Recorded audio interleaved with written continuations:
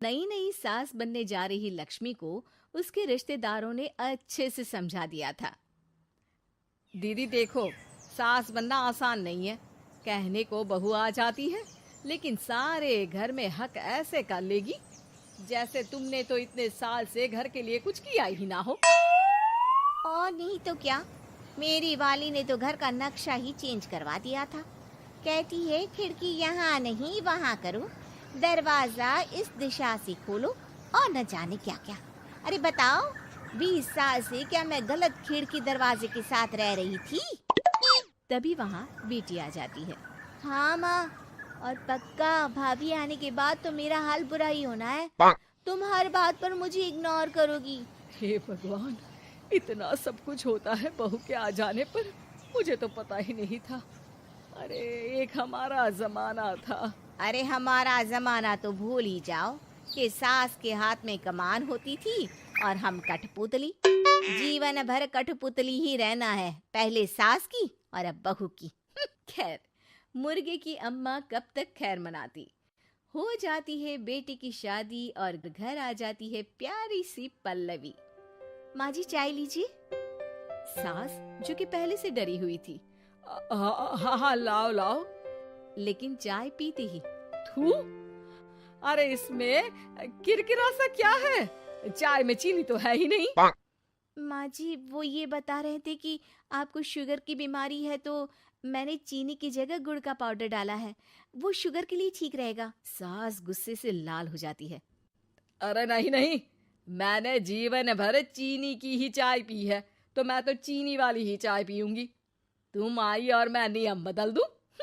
ऐसी सास नहीं हूं मैं, समझी? पल्लवी को समझ में नहीं आता कि सास को हो क्या गया है। अरे माँ जी हुआ क्या है, आप तो भड़क गई। तभी वहां ननद आ जाती है। तो आप काम ही ऐसा कर रही हैं ना भाभी? अरे भाई मैंने क्या किया? शुगर के पेशेंट को चीनी नहीं पीनी चाहिए, तो मैंने चाय में चीनी नहीं डाली। इसमें मुझे तो नहीं लगता कि मैंने कुछ गलत किया। भाभी पहली बात ये कि जबान चलाने की जरूरत नहीं है, क्योंकि हम लोगों को भी बोलना आता है। बाकी आपका क्या मतलब है कि हम लोग माँ का ख्याल नहीं रखते हैं? आपको ही सारी साइंस की नॉलेज है। पल्लवी समझ जाती है कि इन लोगों के दिमाग में बहू को लेकर धारणा गलत ही है, इसलिए वो बिना कुछ बोले वहां से चली जाती है। थोड़े दिनों बाद जब पल्लवी ड्राइंग रूम के पर्दे बदल रही थी, पंछी बन उड़ती फिरूं मस्त गगन में, आज मैं आजाद हूँ दुनिया के चमन में। वाह जी वाह, आजाद होना तो अच्छी बात है, लेकिन हम लोग भी गुलाम नहीं है। ये पर्दे किससे पूछकर बदले जा रहे हैं, जरा बताओगी? अरे सासू माँ, जब से आई हूँ सोच रही थी कि पर्दे ठीक नहीं है। पता है, पर्दे इतने हल्के हैं कि दिन में बाहर से पूरा घर दिखता है। लोग झांकते हुए रास्ते से निकलते हैं, ये मुझे अच्छा नहीं लगता है।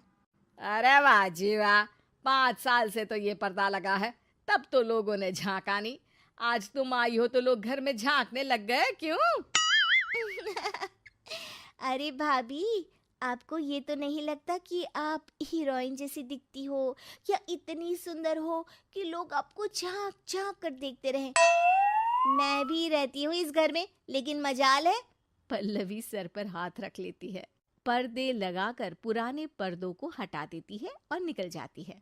देखा माँ, इसे कहते हैं मनमर्जी। आपने मना किया, फिर भी भाभी ने पर्दे हटा ही दिए। ठीक है बेटा, शुक्र करना पर्दे ही हटाए हैं। अरे कहीं किसी दिन ये हमें ही ना हटा दे। ऐसे कैसे हटा देंगी, हम क्या पर्दे हैं?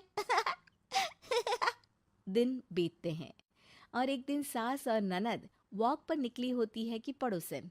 क्या बात है, आजकल तो आप लोगों की कोई खोज खबर ही नहीं है।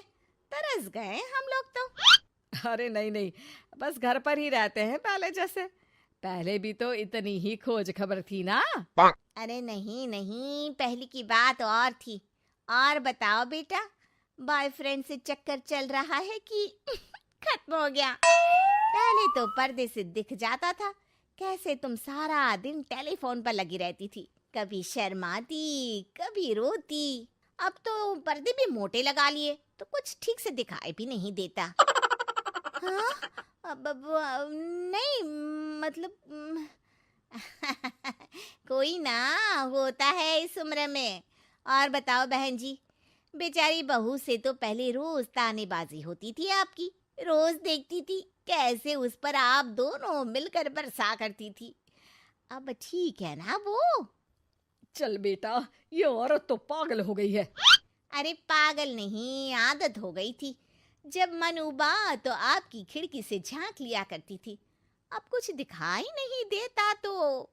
सास और ननद घर आती हैं, जहां बहू पर्दों को बदलने के लिए खड़ी होती है। अरे ये क्या कर रही हो? आपने ही कहा था ना पर्दे बदल देना। अब उस दिन तो उतारे थे, सोचा धो कर लगाऊंगी, आज सूख गए हैं तो लगा देती हूँ। तभी ननद चिल्लाती है। अरे नहीं नहीं भाभी, ठीक है, ये पर्दे रहने दो। वो पर्दे कम, सीसीटीवी ज्यादा थे पड़ोसियों के लिए। समझ में आ गया अब आपको?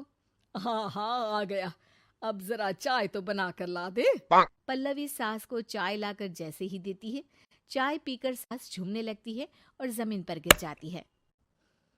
हाय रे भाभी, क्या मिलाकर पिला दिया माँ को, वो तो गिर ही गई। तभी बेटा डॉक्टर लेकर आता है।